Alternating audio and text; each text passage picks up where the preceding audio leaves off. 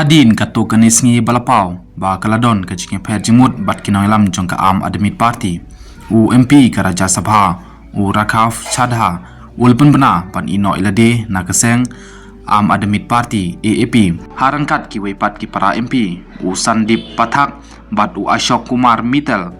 ulpun pau ba kitai ki laingut kin ino ya ka Am Admi Party AAP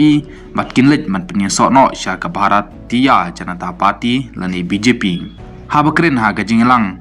u Chadha ulong ba kaseng ka ba ulashkri la plat khatsansnem ha gajing sngjong u kala jar ngai na kinong rim bat ki jinglong bala seng ya ka ulkano ba kamtrei kamshu nagbenta ka jingmentoi jongkari hanrei kala sya ka jingmentoi shimet bat kasan perthai haba perkhat ya ka rajong u Chadha ulakano ba ulana sngew ba udai ubriu ubadai ha kaseng ka babakla ulong ba manta un pencingai no ilade na kaseng Am Admi Party AAP bat un penyeso biang bej bat kipat ba kapapen i ya kajingkala kapakrau ha kajing ya lenti jong ha kasan perthai